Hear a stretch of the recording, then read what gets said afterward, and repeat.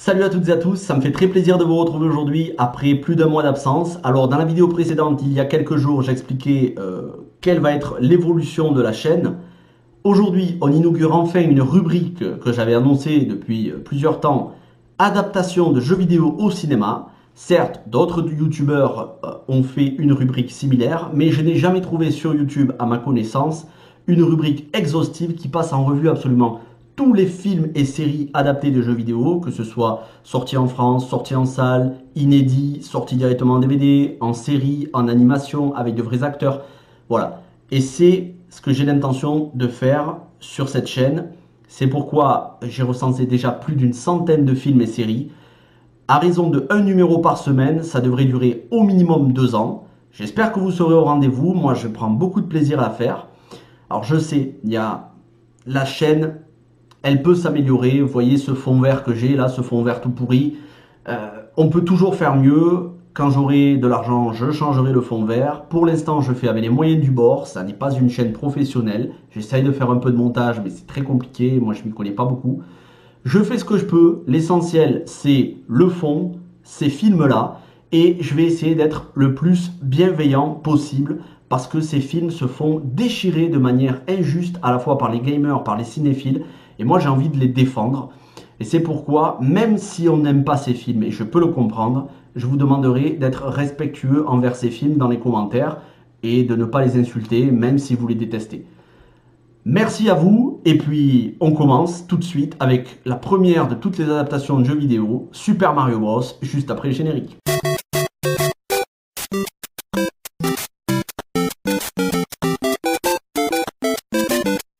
Alors un petit point sur les jeux, le premier Mario sort en 1985, sera suivi de 2 suites qui seront regroupées dans Super Mario All-Star qui sortira sur Super Famicom, Super NES, en 1993. Je ne ferai pas une grande rétrospective, c'est pas le but, je suis là pour parler du film.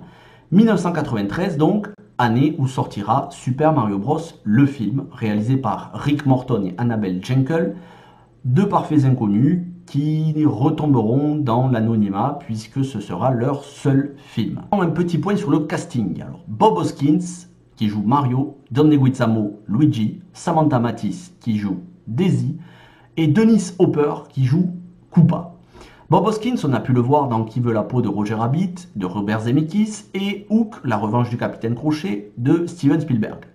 Depuis, il nous a quittés, il est décédé. C'était un très bon acteur avec un côté, voilà, vraiment, il était attachant, il jouait plutôt bien, il avait de la bonhomie. Et c'est vrai que dans le rôle de Mario, on aurait pu se dire, c'est une bonne idée, il fait le plombier, voilà, un petit peu avec de la corpulence, mais en même temps, beaucoup d'humour, très sympathique. John Leguizamo, qui était jeune à l'époque et qu'on a revu depuis dans Spawn, dont la critique arrivera sur la chaîne, tout comme récemment The Night Clerk et Playing with Fire, un film d'auteur et une comédie pareil qui arriveront sur la chaîne, critique, et qu'on a pu voir aux côtés de Jon Favreau dans la comédie familiale Feel Good Movie sur un food truck, Chef, qui depuis a donné le nom à un programme télé aux États-Unis, Chef. Bref, Samantha Mathis, elle, était jeune pour l'époque. Ensuite, on a pu la voir dans Salem, l'adaptation en téléfilm de partie du roman de Stephen King, puis Under the Dome, et récemment la série The Strain de Guillermo del Toro. Dennis Hopper, on ne le présente plus, son film le plus mémorable c'est Easy Rider, c'est la base, fin des années 60, début des années 70, un film de biker. Depuis, il s'est immortalisé dans énormément de films cultes, dont True Romance, et il est décédé il y a malheureusement quelques années. Voilà, le casting était à la base une bonne idée, mais j'ai envie de dire qu'on s'est fait arnaquer sur l'intention. En fait, c'était une adaptation libre et ils nous ont présenté ça comme une adaptation fidèle du jeu, déjà sur l'affiche, même au tout début du film, le tout début, les premières secondes du film, on entend le thème de Mario. Donc, on s'est dit, à la base, ça va être pas mal.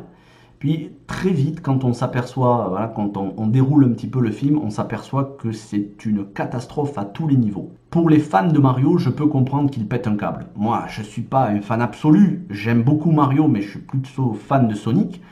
Mais je peux comprendre que les fans pètent un câble parce que c'est à la base, Mario, c'est plutôt un monde enfantin, coloré, bienveillant. Ça se passe dans le royaume imaginaire, le royaume champignon.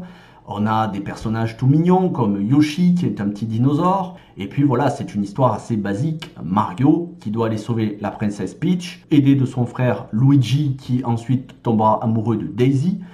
Et on a un méchant, Koopa, on a un autre méchant, Bowser. Et voilà, on a des méchants qui sont pas flippants. Ça reste bon enfant. Et là, dans le film, c'est visuellement catastrophique. Comme le disait Karim Debache, c'est de la déchéance totale. C'est ignoble ce qu'ils ont fait. Cette espèce de monde souterrain, ce monde parallèle où on a à la fois des espèces de dinosaures attardés un petit peu... on a l'impression d'être dans le 5e élément, mais sans le talent de Luc Besson. Voilà. Vous voyez le 5e élément? C'est la même chose, mais sans le talent de Luc Besson. Donc il reste pas grand-chose. C'est pour vous dire, Toad, qui est un champignon dans le jeu, là, c'est un chanteur avec sa guitare, qui chante en plus absolument mal, c'est une catastrophe comment il chante, mais il a une coupe de footballeur sous acide. Vous savez, ces footballeurs qui ont des coupes de cheveux ignobles, mais là en plus on dirait qu'il a fumé du LSD, c'est ignoble, franchement c'est catastrophique. Yoshi, c'est une espèce de petit dinosaure, mais c'est moche, c'est moche. On n'oublie pas quand même que Jurassic Park arrive quelques mois après, et qu'en 1991 ou 92, en gros 1 ou 2 ans avant, il y a eu les effets spéciaux de Terminator 2, le jugement dernier, qui peut encore donner des leçons à des films d'aujourd'hui en matière d'effets spéciaux. Donc c'est inexcusable. Voilà, c'est visuellement inexcusable. Alors est-ce qu'après on est dans l'histoire de Mario? Plus ou moins, j'ai envie de vous dire, il y a pas mal de références au niveau des noms. L'histoire globale est à peu près la même.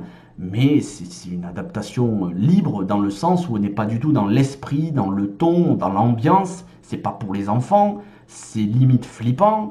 Et puis même le personnage de Mario joué par Bob Hoskins, avant qu'il passe dans ce royaume imaginaire, enfin c'est pas un royaume imaginaire, dans ce royaume, dans ce monde parallèle, on le voit au début du film, il a un rencard avec une femme, déjà on se demande si c'est une prostituée ou pas, il a un rencard au resto avec une femme, c'est pas du tout dans l'esprit Mario. On est où là? Mario c'est un petit personnage avec une moustache et qui est tout mignon, tout sympa. Là on a l'espèce de plombier quinquagénaire, un peu dragueur vicelard sur les bords. Oh, je sais pas, j'ai pas compris le délire. Alors moi quand je l'ai vu, quand j'étais petit, j'avais énormément aimé. Je dis, ah Mario, c'est génial, je jouais aux jeux vidéo sur NES, je voyais le film, je me dis, oh c'est cool. Après, petit à petit, j'ai pris du recul, je me suis dit, non, on s'est fait carotter quand même, hein, on s'est bien fait eu, donc on s'est bien fait avoir. Bien évidemment, c'est une adaptation catastrophique, mais j'ai envie de vous dire, je reste quand même bienveillant sur ce film, parce que je le prends comme une parodie. Et je pense que c'est comme ça qu'il faut le prendre, comme une parodie au second degré, voire au millième degré peut-être. Quand vous avez mis votre amour de fan de Mario de côté, que vous regardez le film comme une comédie, comme un objet cinématographique curieux, voire délirant, vous pouvez l'apprécier dans une certaine mesure. Je n'ai pas dit que ce sera le film de la décennie, mais vous pouvez trouver des circonstances atténuantes. Voilà. Maintenant, c'est sûr que je me mets à votre place. Si vous êtes fan absolu de Mario, vous allez péter un câble, très clairement. Après, on a vu pire en matière d'adaptation de jeux vidéo, je peux vous le promettre, on va en parler, hein, mais voilà, il y a bien pire en matière d'adaptation de jeux vidéo. Ceci dit, le film a quand même un mérite, c'est d'ouvrir la voie des adaptations de jeux vidéo au cinéma, qui sera parsemé de beaucoup de purges, mais aussi de quelques très bons films, et qui, aujourd'hui, en 2020, est prise au sérieux par les différents studios, Sony, Nintendo, Sega, qui nous livrent des adaptations beaucoup plus fidèles au jeu, et on aura l'occasion d'en reparler durant toute cette rubrique qui va durer de longs mois, voire des années. Mais gardez bon espoir, parce qu'il y a quelque temps, Shigeru Miyamoto, le papa de Mario, a dit qu'il y allait avoir un film d'animation sur le personnage, c'est toujours en cours d'actualité, le film est prévu, quand? Alors ça, on ne sait pas, encore plus avec le coronavirus, on n'en a aucune idée, mais ça devrait arriver l'année prochaine ou peut-être dans 2 ans maximum. Ce sera une adaptation fidèle, mais ce sera surtout une adaptation en film d'animation. Et vous savez, il y a des jeux vidéo, il faut les adapter avec des vrais acteurs. Il y a des jeux vidéo, il faut les adapter en film d'animation. Mario fait partie de ce genre de film. Ça va être super parce que Nintendo va avoir vraiment le contrôle sur l'adaptation. Ils vont produire, ils vont avoir un œil dessus, plusieurs même. Donc, Justice sera rendue à Mario Bros, un des personnages les plus connus de tout l'univers du jeu vidéo, qui depuis près d'une trentaine d'années maintenant berce les gamers de tous âges, même si moi, personnellement, je suis plus fan de Sonic que de Mario. Et d'ailleurs, comme je vous avais promis cette rubrique adaptation de jeux vidéo au cinéma depuis un moment et que j'ai eu du retard, eh bien je vais vous fournir 2 numéros. Et le numéro suivant, il arrive directement, c'est Sonic le film sorti cette année. Juste avant, n'oubliez pas, abonnez-vous à la chaîne, mettez un pouce bleu si vous le voulez. Bien sûr. Vous pouvez me rejoindre sur les réseaux sociaux, notamment Facebook où je suis très actif, je publie pas mal de publications en rapport avec le cinéma. On se retrouve tout de suite pour un nouveau numéro en bonus, adaptation de jeux vidéo au cinéma numéro 2, Sonic le film. C'est tout de suite, je vous donne rendez-vous dans quelques instants.